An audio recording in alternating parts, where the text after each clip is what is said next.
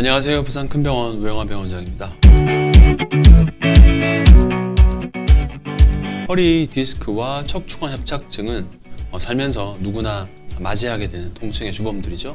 이에 과연 이 증상이 수술을 해야 하는지, 그리고 어떤 질환에 가깝고 왜 수술을 하지 않으면 안 되는지에 대해서는 미리 좀 알아두시면 치료적인 권유에 대해서 판단이 좀 빨라질 것 같은데요. 오늘은 추간판 탈출증과 척추관 협착증의 수술적 치료의 적응증에 대해서 알아보는 시간을 갖도록 하겠습니다. 만약 허리 디스크로 인한 증상이 중복되고 지속되면서 보존적 치료로도 효과적으로 관리되지 않는 경우 수술이 고려될 수 있습니다. 그리고 허리 디스크로 인해서 신경 구조에 압박이 생기면서 근육 약화, 감각 손실, 운동 능력 저하 등의 증상이 나타날 수 있는데, 기능 저하가 심각하거나 계속적으로 나아지지 않는 경우에 수술을 고려할 수 있습니다. 디스크의 크기와 위치도 수술 여부에 영향을 미칠 수 있는데요. 큰 디스크 또는 신경을 강하게 압박하는 디스크의 경우 수술이 필요할 수 있습니다. 증상으로는 대소변 장애, 발목과 무릎, 고관절에 운동 장애 있는 경우가 수술적 치료가 필요할 수 있게 됩니다.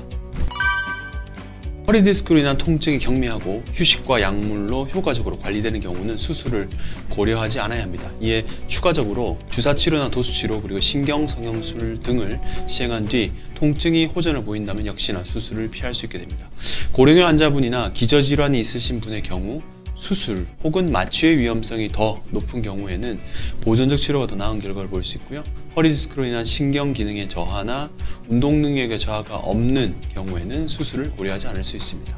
예를 들면 추간판 탈출증이 심해서 많이 흘려내렸으나 이것이 운동신경을 압박하지 않고 통증만 유발한다면 주사나 시술로 통증을 잡고 수술을 피할 수 있는 경우가 흔한 예에 해당하는 것이겠습니다.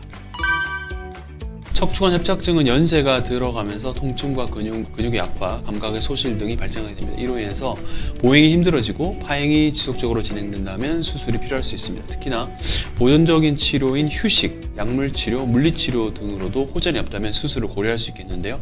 협착증으로 신경이 다 눌리는 경우에는 신경 손상이 우려되고 이런 경우는 수술이 고려되게 됩니다. 척추관 협착증이 심해서 마미 증후군도 발생할 수 있고 이로 인해서 응급수술이 요구되는 경우도 있으니 이에 대해서는 인지하고 있으시는 것이 좋으실 것 같습니다.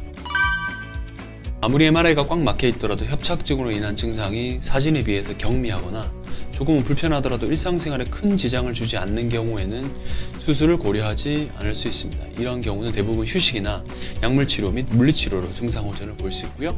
증상이 심하지 않는다는 말은 신경학적 기능 저하나 운동 저하가 없다는 것이 중복되게 사용될 수 있습니다. 그리고 고령의 환자분에게 마취나 수술로 인한 이득이 적을 경우도 수술을 피하는 것이 좋을 것 같고요. 협착증이 MRI상 심하게 막혀있지 않는 경우에는 사진보다 증상이 더 심한 경우에는 일단 주사나 신경성형술 등으로 통증 조절을 해보는 것이 나은 결과를 볼 수 있게 됩니다. 사진보다는 증상이 우선시하나 일단 시도해볼 수 있는 방법은 동원해 볼 것을 추천드립니다. 환자 개개인의 상태와 증상을 종합적으로 고려해서 의사와 상담하고 수술 여부를 결정하는 것이 중요합니다. 의사와의 상담을 통해서 개별적인 상황을 평가하고 최적의 결정을 내리는 것이 좋을 것으로 사료됩니다. 시청해주셔서 감사합니다.